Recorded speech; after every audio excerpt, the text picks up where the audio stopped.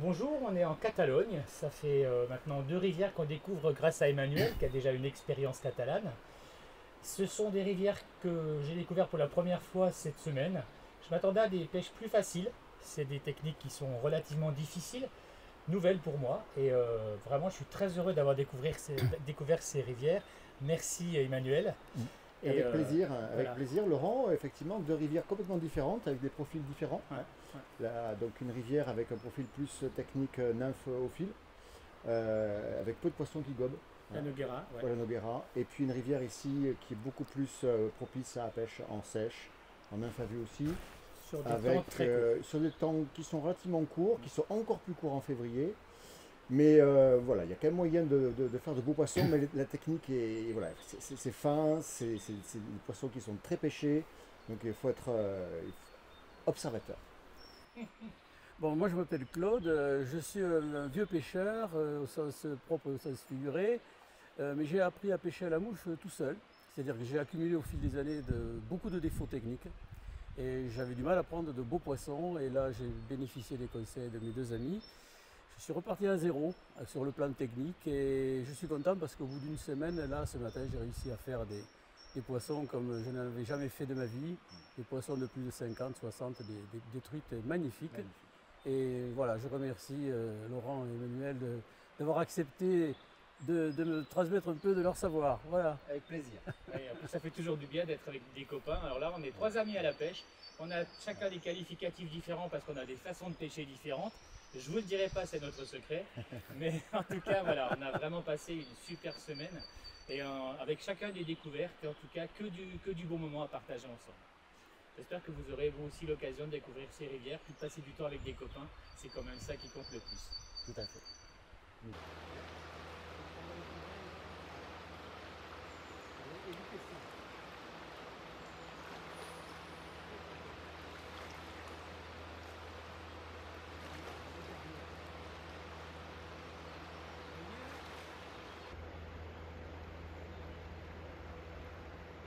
Le Ter est une rivière qui prend naissance dans les Pyrénées espagnoles. Elle rejoint la mer Méditerranée sur un parcours de 208 km. En aval du lac de retenue Embalse de Susqueda, la rivière peut être pêchée toute l'année sur des parcours publics ou intensifs et en eau kill.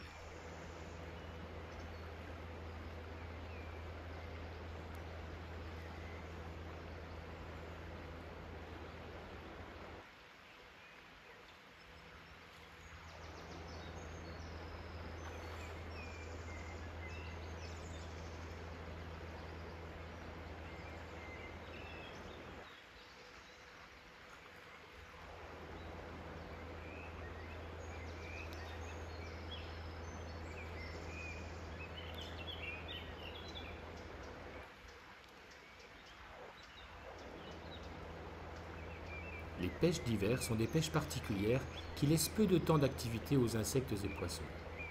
Pour ces pêches hors saison, il est recommandé d'observer la nature et en particulier l'activité des oiseaux qui sont les signes d'une éclosion à venir. En effet, les bergeronnettes, suivies des rouges-gorges, vous permettront d'être prêts au moment opportun.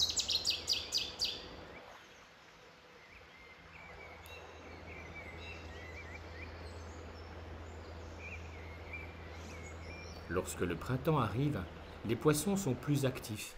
Ils peuvent parfois être sensibles aux variations du niveau de la rivière lorsqu'il y a des ouvertures au niveau du barrage. En général, les très beaux poissons sont en quête d'insectes en fin de journée. Ici, plus qu'ailleurs, le coup du soir est un moment magique à ne pas manquer.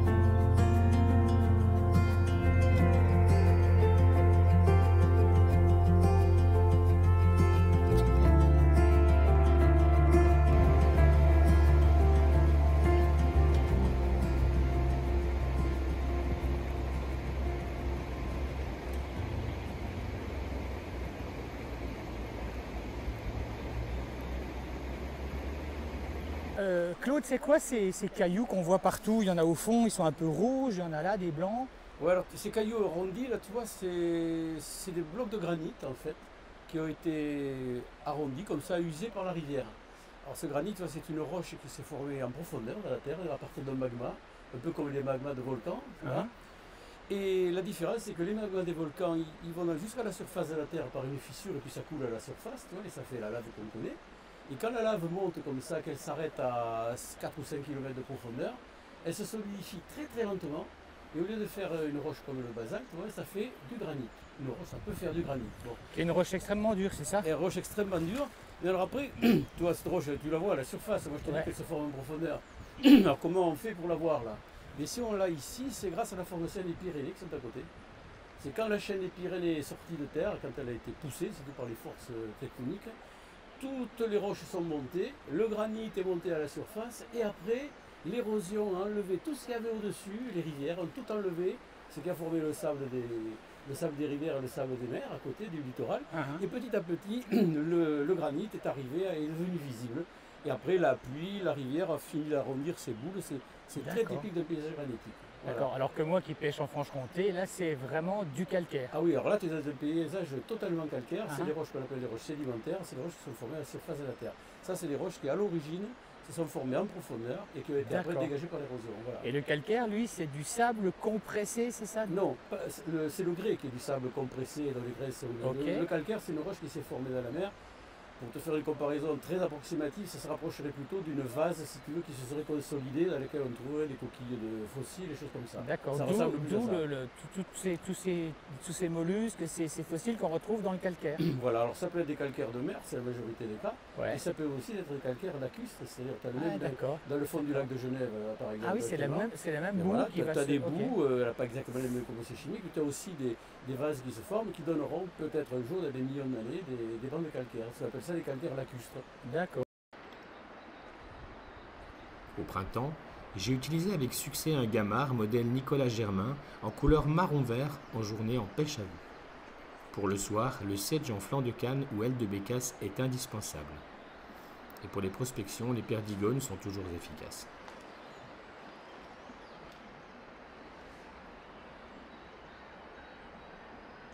Les mouches utilisées ici sont les BWO, les Cadis ou Sedge en taille 12 à 16, les imitations de fourmis ailées lorsqu'elles sont présentes sur l'eau, et pour les mouches d'ensemble, les oreilles de lièvre et put.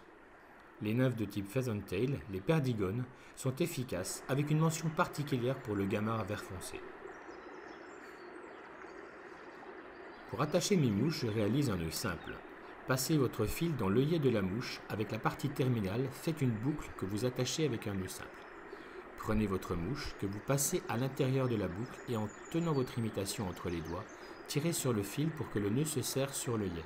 Simple et efficace, il pourra même être réalisé le soir avec très peu de lumière. Le challenge sera plutôt de passer le fil dans l'œillet de l'imitation.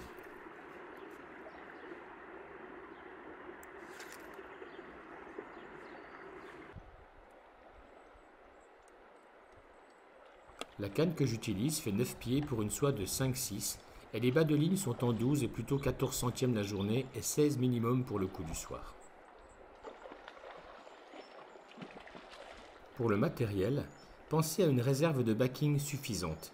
J'ai personnellement fait l'expérience sur une truite arc-en-ciel magnifique d'un rush qui a sorti toute la soie du moulinet et plusieurs mètres de backing en quelques secondes. Même le courant, pourtant puissant, de ce côté de la rivière, n'a pu ralentir la course folle du poisson. Un saut hors de l'eau et une casse. J'ai pu voir quel poisson magnifique ne me permettait pas une mise à l'épuisette. D'ailleurs, il faut noter qu'ici, l'épuisette est obligatoire.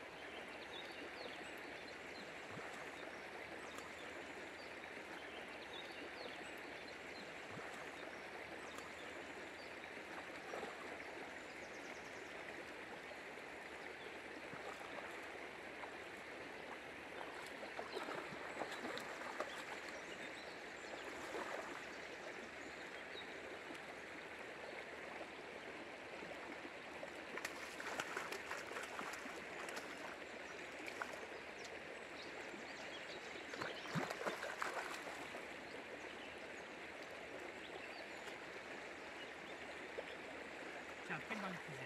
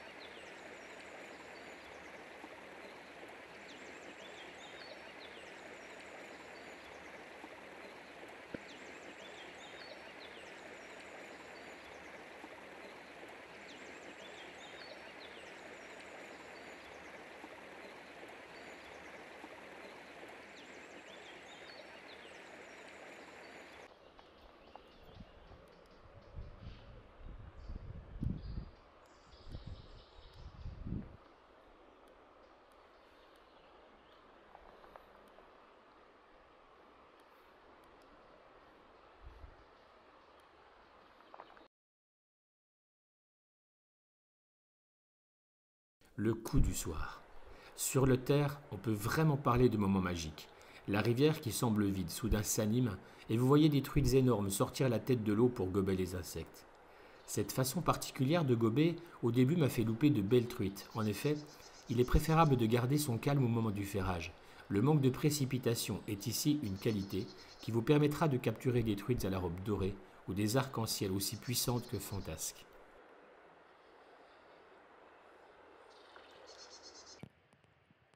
Tu vas rire, mais elle est prise dans les... avec ses dents. Ça y est. Ça y est. T'es prêt? Ouais. Oh, si elle est belle. Oh, oh, oh la planche.